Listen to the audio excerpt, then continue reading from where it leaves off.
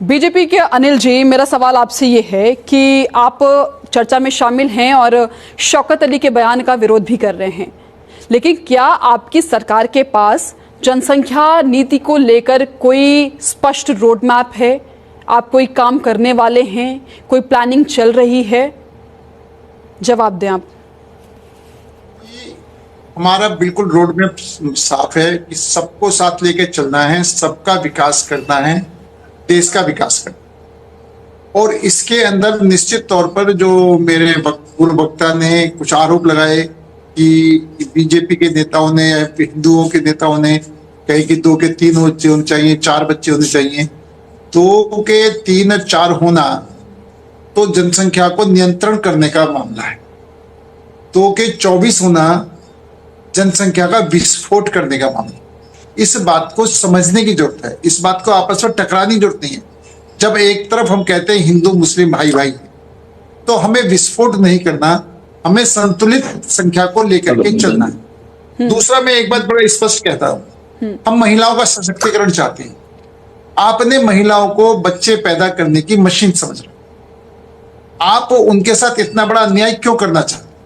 आप क्यों इसको इस मशीन के रूप में इस्तेमाल करते हैं? महिलाओं का सशक्तिकरण कब होगा? और मैं बड़ा एक स्पष्ट और कह देना चाहता हूं कि हमें देश का विकास चाहिए या जनसंख्या की बढ़ाने की होड़ चाहिए। आज यहाँ पर शमीम भाई जो बैठे हुए हैं, वो एक बुद्धिजीवी के रूप में बैठे हुए हैं। वो यहाँ पर वो कोई किसी नेता के प्रतिनिधि बनकर नहीं बैठे। एक बुद्धिजीवी होने के नाते हमको इस बात पर विचार करना चाहिए कि देश का विकास चाहिए या जनसंख्या विस्फोट चाहिए। जी। मैं राजनीतिक चर्चा करेंगे तो मेरा बहुत मसाला है, बहुत बहस है, पूरा सारा रिकॉर्ड मेरे पास है। लेकिन सिर्फ हमें एक अपनी जिम्मेदारी भी समझें, एक देश के नागरिक होने की जिम्मेदारी होने की चाहते हैं कि हमें देश का विकास चाहिए या देश में जनता का विस्फोट चाहिए। और मैं एक बात और कहता हूं कि हम राजनीतिक करना एक अलग बात है, देश के विकास में सोचना अलग बात है। हमें जनसंख्या बढ़ाने की बात करनी चाहिए या हमको युवाओं को रोजगार देने की बात करनी चाहिए। आपने अभी कहा कि करोड़ों लोग बेरोजगार, हमें चर्चा इस बात पर करनी चाहिए, बात इस बात पर करनी है, प्रयास इस बात पर करना चाहिए कि हमारे लोगों को रोजगार कैसे मिले, हमारे परिवारों को पालन पोषण अच्छे तरीके से कैसे हो, हमारे बच्चों को स्वस्थ खाना कैसे मिले, रहने का सुविधा कैसे मिले, सोने की सुविधा कैसे मिले। हम जनसंख्या विस्फोट करके भेड़ बकरी के तरीके से जनता को इकट्ठा करके कहां ले जाना चाहते हैं? देश को किस नर्क में डुबोना चाहते हैं?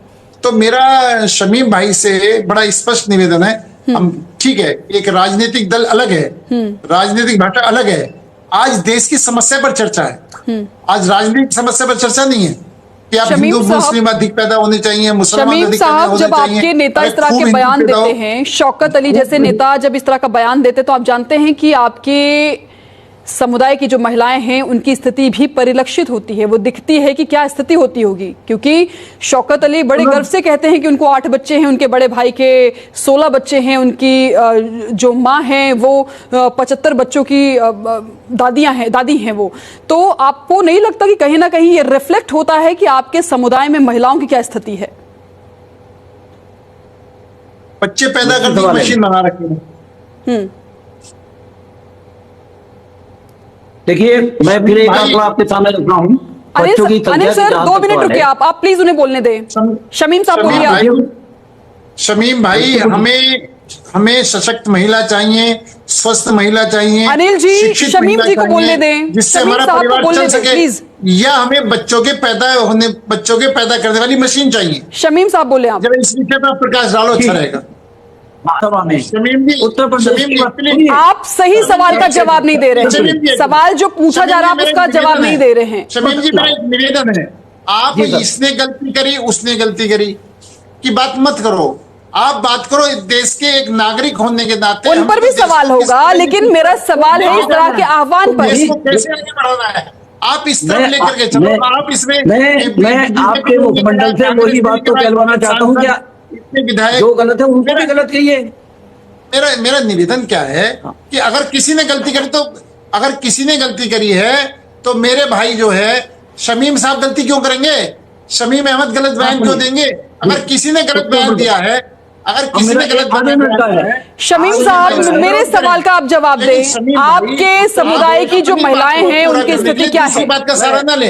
जैसे उदाहरण के लिए कि मैं तो चोर हूं, दूसरा भी चोर है, तीसरा भी। अरे भाई मैं अपनी बात करूं। अनिल जी, शमीम जी को बोलने दें प्लीज। अपनी देश के नागरिक होने के नाते मैं चाहता था परोक्ष रूप। अनिल जी, मेरे सवालों का आप जवाब दें। क्या ये इस तरह की जो बयानबाजी है वो गजवाए हिंद की मंशा से की जाती है? क्योंकि जब से ये बयान वायरल हुआ है चर्चा यही चल रही है, क्या ये गजवाए हिंद की मंशा के साथ कही जा रही है बातें?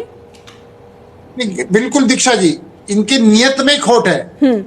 ये जनता को भड़का करके जनसंख्या विस्फोट करके गजवाए हिंद करना चाहते हैं। वो नियत में खोट स्पष्ट दिखाई दे रहा है। हम देश के विकास की बात कर रहे हैं, वो तो असम के मुख्यमंत्री कर रहे हैं सर।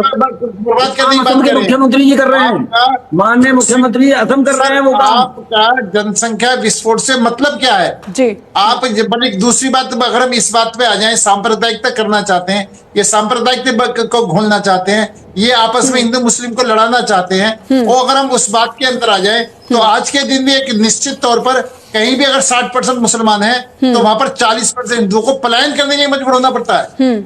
आप शांतिपूर्वक रहना नहीं चाहते और पड़ोसियों को शांतिपूर्वक रहने देना नहीं चाहते, तो निश्चित तौर पर ये जो आपकी भी है स्थिति वो गजवा हिंद की है। ये देश के खिलाफ है, बिल्कुल देश के खिलाफ है, देश के हित में भी नहीं है, लोकतंत्र के हित में भी नहीं है। लोकतंत्र की हत्या है, संविधान की भी हत्या है। आप संविधान के भी खिलाफ बात कर रहे हो, लोकतंत्र के भी खिलाफ बात कर रहे हो, और आपस के ताने बांधने के खिलाफ भी बात कर रहे हो।